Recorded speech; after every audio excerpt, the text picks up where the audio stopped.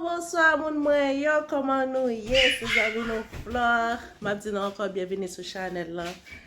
Guys, je nou ka wè nan tit video a, shopping nan ap kontinye. Paske ge an pil bagay mwen poko achete guys. Ou ka imagine? E tout an mwen poko achete, sa mge mwen achete yo, mwen poko ka fè dekorasyon. Ok? So mwen menen nou fin kontinye shopping nan seman vè mwen.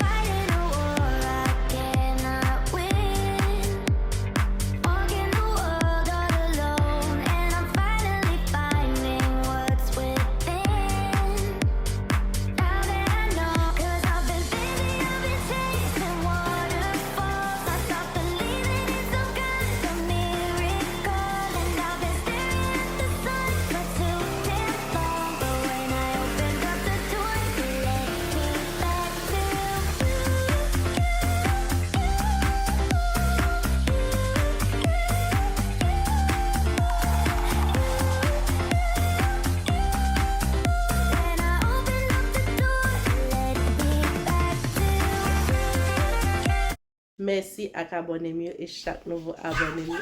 Merci parce que vous choisi entrer dans la famille Mendy Flore. Moi tout nouveau yo. Merci guys. Merci parce que vous like, vous commentez et puis tout vous share vidéo yo. Merci. Et même abdi pas aller trop loin après tourner dans un autre petit moment encore. OK? Peace.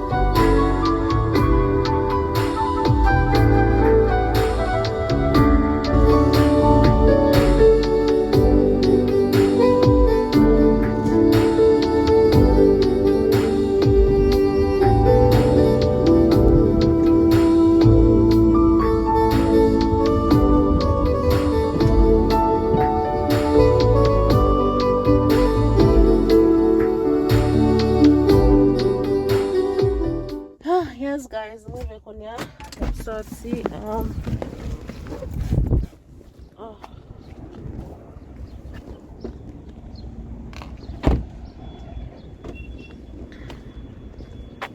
Yes guys, malgre ki sa gen an IKEA. Anpil moun pale de IKEA. Kote ke son store ki get tout bagay.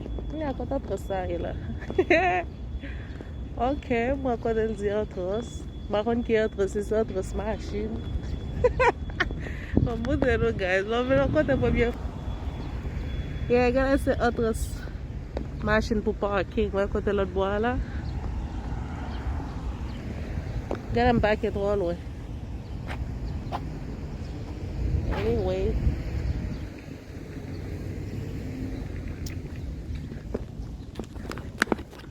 Yes guys. Bam figure. Bam we. Ki kote otros sa ye la. And then up under, okay guys? Alright.